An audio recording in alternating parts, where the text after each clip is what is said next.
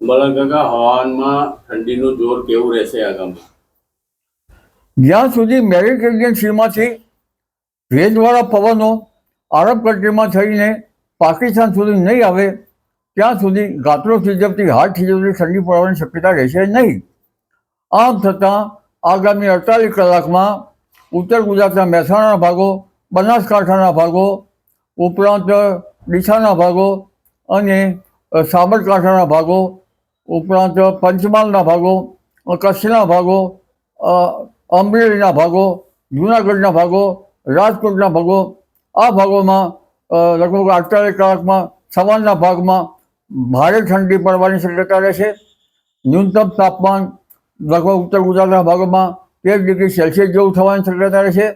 એટલે સવારના ભાગમાં ગરમ કપડાં પહેરવાની સ્થિતિ ઊભી પણ થઈ શકે.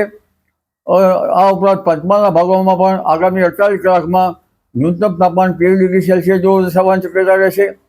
અને લગભગ ત્યાર પછી પંચમહાલના ભાગો પછી સાબરકાંઠાના ભાગોમાં પણ ન્યૂનતમ તાપમાન 13 ડિગ્રી સેલ્સિયસ જેવું આગામી 48 કલાક કે 72 કલાકમાં રહેવાની શક્યતા રહેશે. કચ્છના ભાગોમાં પણ ન્યૂનતમ તાપમાન 14 ડિગ્રી સેલ્સિયસ કે તેથી નીચું થવાની શક્યતા રહેશે. અમરેલીના ભાગોમાં પણ ન્યૂનતમ તાપમાન ઘટી શકવાની શક્યતા રહેશે. અને કદાચ ન્યૂનતમ તાપમાન 14 ડિગ્રી સેલ્સિયસ જેવું રહેવાની શક્યતા રહેશે. જૂનાગઢના ભાગોમાં પણ ન્યૂનતમ તાપમાન ઘટવાની શક્યતા રહેશે. વલસાડના ભાગોમાં પણ ન્યૂનતમ તાપમાન ઘટવાની શક્યતા રહેશે. સુરતના ભાગોમાં પણ ન્યૂનતમ તાપમાન ઘટવાની શક્યતા રહેશે. જ્યારે પશ્ચિમ સૌરાષ્ટ્રના ભાગોમાં મહત્તમ તાપમાન ઘટવાની શક્યતા રહેશે. દરિયાકાંઠાના ભાગોમાં મહત્તમ તાપમાન ઘટવાની શક્યતા રહેશે.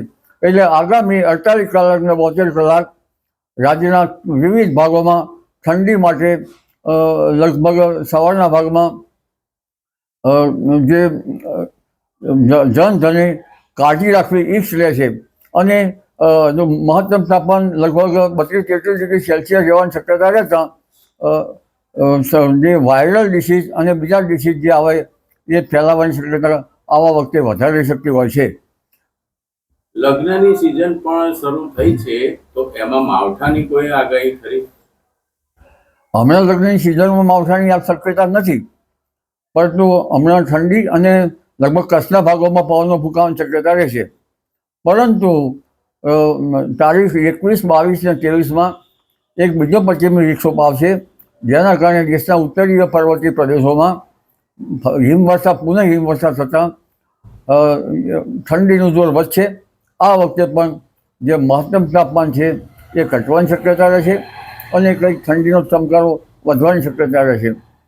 પરંતુ તારીખ નવેમ્બરના ત્રીજા સપ્તાહથી ડિસેમ્બરની શરૂઆત સુધીમાં ગુજરાતમાં માવઠું થવાની શક્યતા રહેશે. એટલે હમણાં તારીખ 21, 22, 23, 24માં વાદળો આવશે. તારીખ 27, 28, 29માં વધુ વાદળો આવશે. આકાશ ઓવરકાસ્ટ થવાની શક્યતા રહેશે.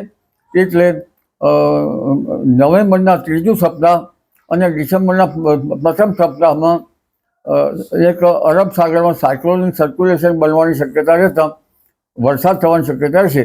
પણ ઉલ્લેખનીય છે કે બંગાળ ઉપસાગરમાં તારીખ 22, 23, 24, 25માંથી એક સિસ્ટમ બની રહી છે, જે તારીખ 27, 28માં ભારે વાવાઝોડું ચક્રવાત સર્જવાની શક્યતા રહેશે.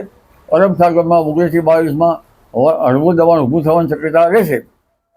ડિસેમ્બરના પ્રથમ સપ્તાહમાં એક બીજું ચક્રવાત થવાની શક્યતા રહેશે. એટલે આ વખતે લગભગ 30મી, 29, 30 નવેમ્બરથી ડિસેમ્બરની શરૂઆત સુધીમાં કોઈ ભાગમાં માવઠું થઈ શકે, પરંતુ ડિસેમ્બરના આખર સુધીમાં બીજું માવઠું પણ થવાની શક્યતા રહેશે. અને ઠંડી ડિસેમ્બરની શરૂઆતમાંથી આવશે, જે ઠંડી આપણને ઠંડીનો ચમકારો રહે તેવું જણાશે. પરંતુ 22 ડિસેમ્બરથી દેશના ઉત્તરીય પર્વતીય પ્રદેશોમાં ભારે વરસાદ થતાં ગાત્રો થીજવતી ઠંડી પડવાની શક્યતા રહેશે.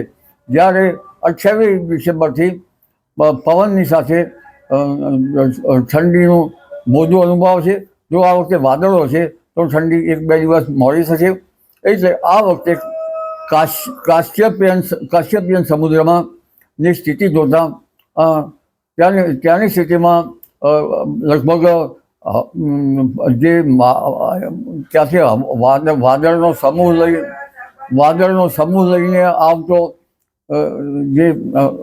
જે જમાવડો છે અને જે પશ્ચિમી વિક્ષોભ આવે છે એ કાશ્યપેય સમુદ્રમાં થોડી સ્થિતિ સારી નથી.